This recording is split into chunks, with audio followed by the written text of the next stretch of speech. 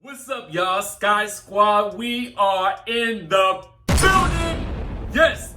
Today we're going to be talking about EVA Marcille and why she would not return back to Real Housewives of Atlanta. Then we're also going to get into this whole situation with Monique and Candiace from Real Housewives of Potomac.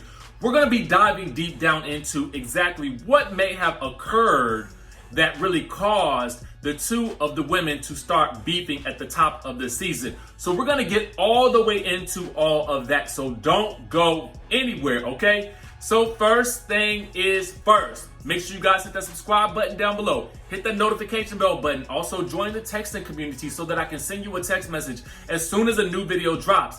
And guys, just so you guys know, since we back talking about the tea, I got some new tea for y'all. Okay, I told y'all I was gonna do it. I'm here with some Vasia Detox tea. Listen, it is a black-owned company. I'm super excited to support them on this. And I'm about to continue to get this whole snatcherization down so that I can, look good and stuff like that and get that good clean skin. You know what I'm saying? I like the product so far. Just one sachet a day. Get you on your way. Now, let's go ahead and get down to the nitty gritty with this whole situation with Miss EVA Marcille. Now listen, y'all know she did a whole speak on it with Kandi Burruss, okay? She did a whole little speak on the situation with Kandi, basically talking about why she would not return back to the Real Housewives of Atlanta. Let's get into it. So when Kandi asked if there was any chance that EVA might return back to the Real Housewives of Atlanta, EVA was like, nope. She said, is the show gonna change? Let's get into everything that she had to say. So she says, because of you, Kandi Burruss, because of Cynthia Bailey, you guys have been such a proper representation of black women consistently on TV. We don't have that. We look for the buffoonery. We look for the ones who gonna flip the table over. We looking for who gonna act crazy, who's gonna bring up somebody's slanderous up past. Like that's what the show is for us. And the idea that you can sign up knowing that's what it is and do it, there's only one Cynthia, and there's only, and I can't be her.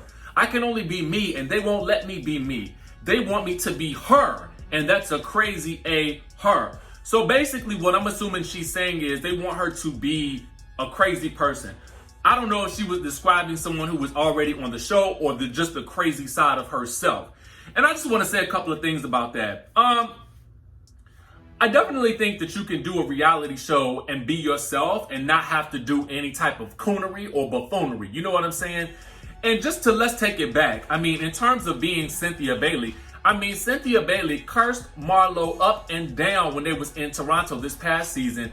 And we know that Cynthia has a good roundhouse kick, okay? Because she gave the Porsha a giant kickerization to the stomach, okay? A kickerization to the stomach a couple of years ago. So Cynthia can get about it too. And Kandi has threatened to drag a couple of people herself. So everybody has their moments. And that does not mean that it doesn't mean that these people are any less than because they had those moments.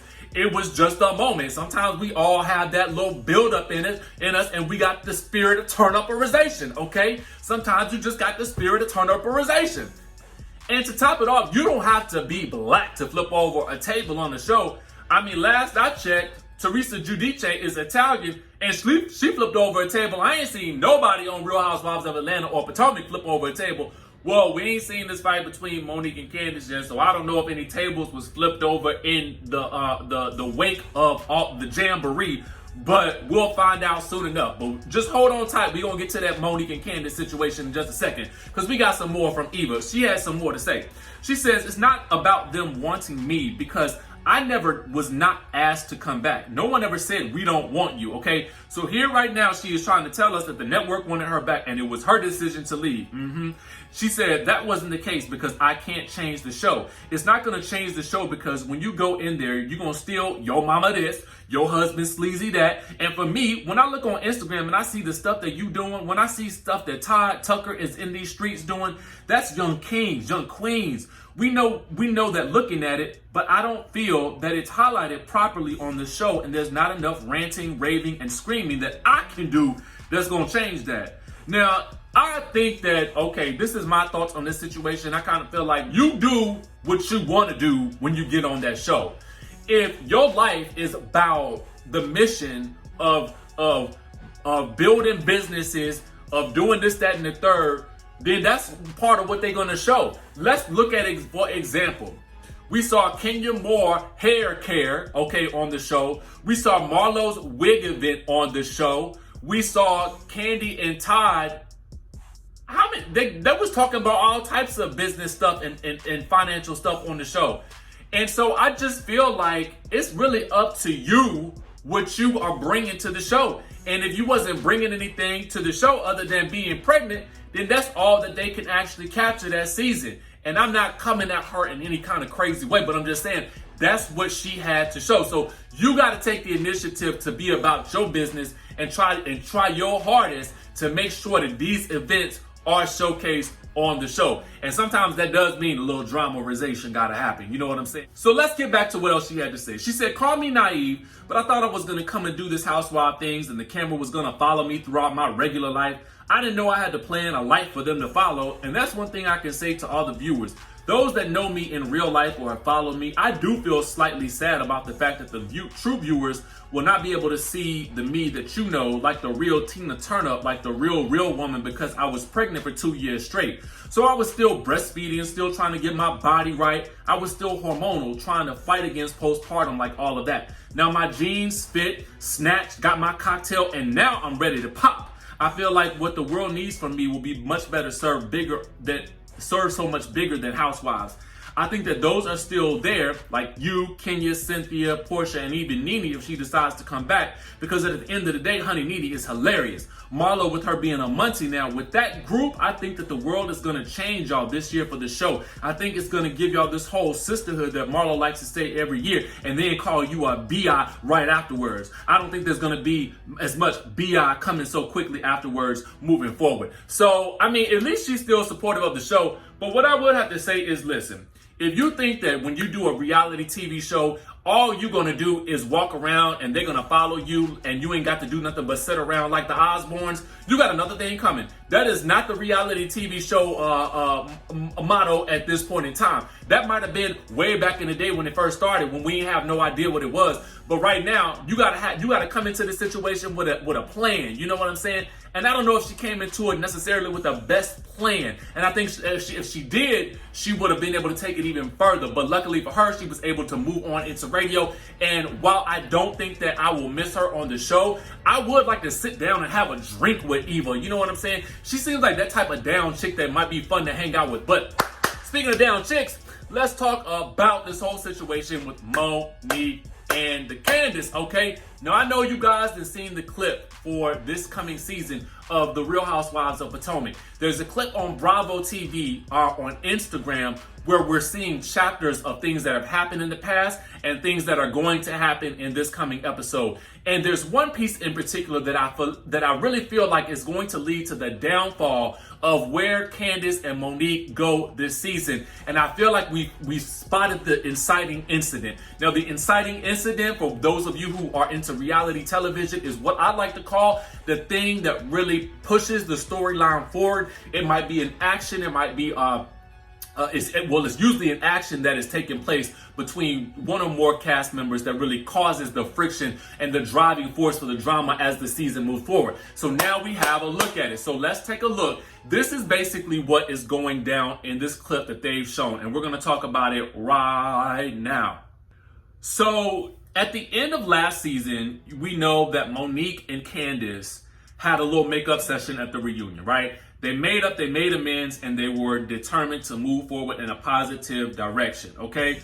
But in a preview for the new season, okay, we're looking at what may have been the cause of the downfall of that relationship, okay? And it was because it is alleged that Charisse Jackson Jordan was invited to Candiace's and Chris Bassett's anniversary party. Now, what we think right now is that Monique might not have looked too well on this, okay? Because Monique, in this little scene right here, she calls out Candiace for not giving her a heads up. She says, I have a problem with you knowing the history and not giving me a heads up. And Candiace is like, well, I don't know. I didn't know that you all were like that. And then Monique says, and she's like really not even hearing Candiace's excuses. She says, you know, And then when Candiace tries to get, all the details, she says, Monique, when was the last time you talked to her? And this is referring to CHARISSE.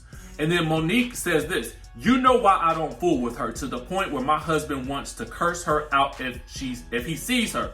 Now, let's really stage dive real quick into what is going on. So, thanks to our friends over at the Tea of Potomac, I had to go down into the archives because I remembered seeing this photo, okay? It was a photo of the filming process for Candiace's anniversary party, right? Now, this is going to be coming up in this season. Now, in this photo, you guys will see CHARISSE Jackson Jordan is standing between Robin Dixon and Giselle, okay? You guys can see, I think Monique in the background, and I think beside Monique is Wendy Acefo. I'm not looking at it right now because I'm talking to the camera. And then off in the distance, you can see Candiace dancing with Kris. Now, this is the event where I believe that CHARISSE was invited to, that Monique was talking about, okay? Now, let's take it back. You guys may remember at the end of CHARISSE's last season on the show, she had brought in Kendall, okay? Kendall was the ex of Sherman, who Giselle was dating.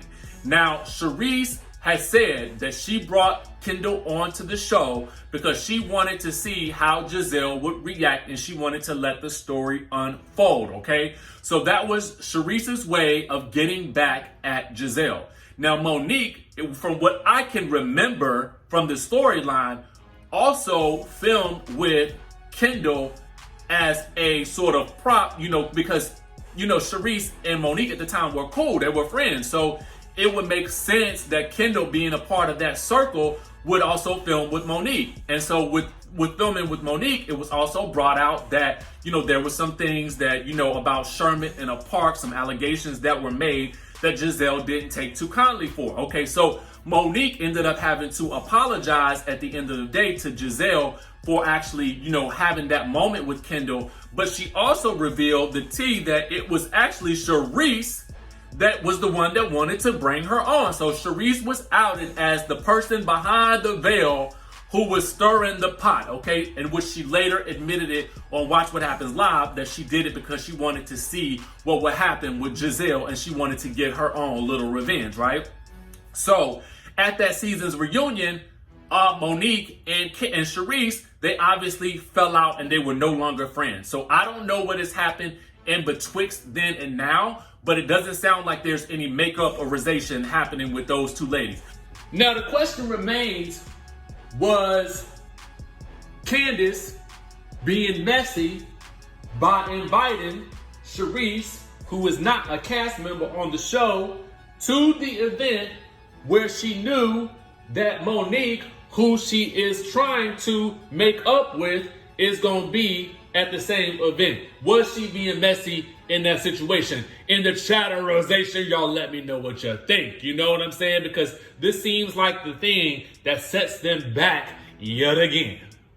But that's the background that from what I can see from a viewer's perspective as to what has happened. Of course, we'll find out much more when the season airs. And maybe we'll see if we can get Monique on a live or an interview so that we can chat more with her about what actually happened and how it proceeds after the first episode airs. I'll reach out to her and see if she, wants to jump on the line and maybe give us some reactions to what we're seeing in the first episode or two. So make sure you guys keep it locked onto the channel. That's the tea for today. Hit that subscribe button, hit that notification bell button, and I will see you in the next video.